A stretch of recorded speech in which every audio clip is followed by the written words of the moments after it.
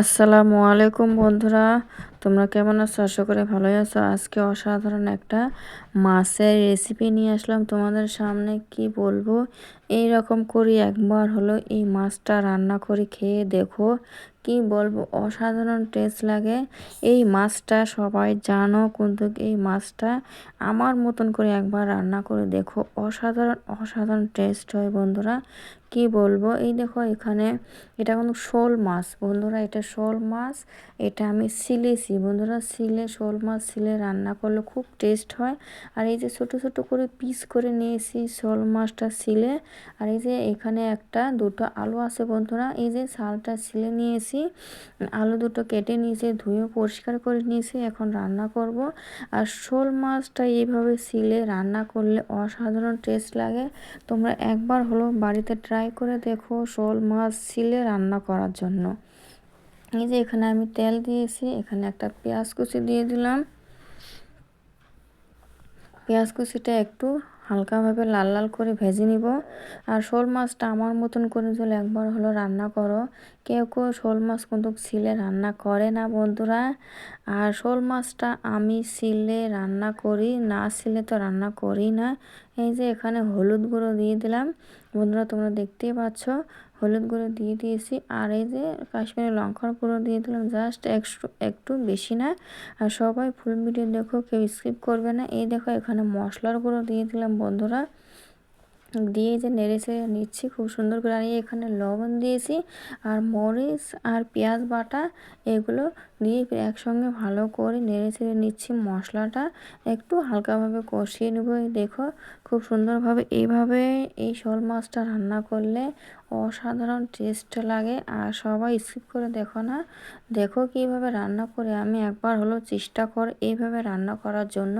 এই যে এখন ভালো করে মশলার সঙ্গে মাছগুলো খুব সুন্দর করে আমি নেড়ে ছেড়ে নিব একটু শোল মাছটা। এই যে খুব সুন্দর করে একটু নেড়ে ছেড়ে নিব। এইভাবে হালকাভাবে একটু নেড়ে ছেড়ে নিতে হবে, তাহলে জিনিসটা ভালো হবে, সব মশলাপাতি একসঙ্গে যাবে। এই দেখো খুব সুন্দর করে নেড়ে ছেড়ে নিয়েছি আমি।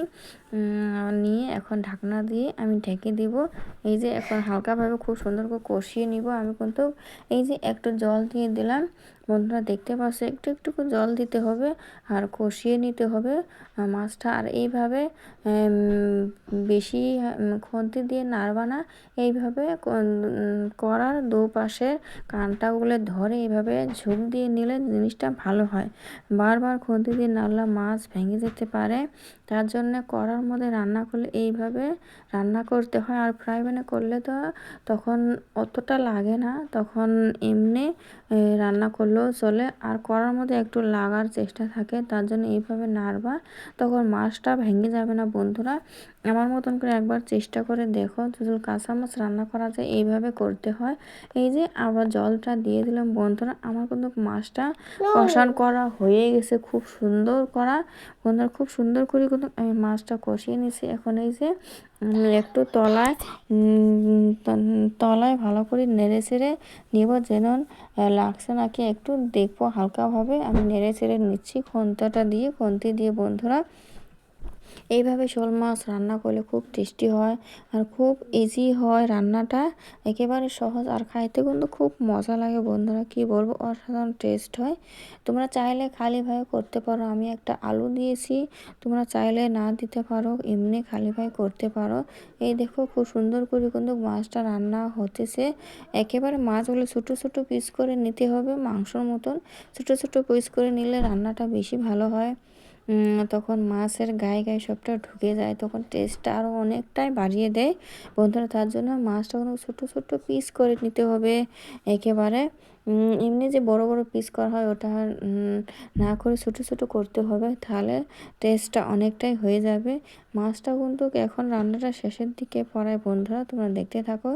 এই যে এখানে এখন নামিয়ে নিব, রান্নাটা হয়ে গেছে তোমরা দেখো। আর ঝোলটা কিন্তু আমি একেবারে একটু রেখেছি মাখো মাখো টাইপের, বেশি ঝোল রাখিনি। বেশি ঝোল রাখলে বন্ধুরা কিন্তু তখন মাছের রান্নাটা অতটা টেস্ট হয় না। আর ঝোলটা একটু মাখা মাখা টাইপের করে রাখলে তখন অনেকটাই স্বাদ বেড়ে যায়। যে কোনো রান্নার একটু ঝোলটা বেশি হলে তখন মনে হয় কীরকম জানি লাগে, একটু বেশি স্বাদ লাগে না। আর কম একটু রেখে নিলে আমার মতন করে রেখে একবার রান্না করো, অসাধারণ টেস্ট হবে। দেখো কতটা সুন্দর হয়েছে না রান্নাটা, দেখেই বোঝা যাচ্ছে কতটা টেস্টি হয়েছে আর কতটা লাবণীয় দেখতে লাগছে। সবাই পারলে সাবস্ক্রাইব করো।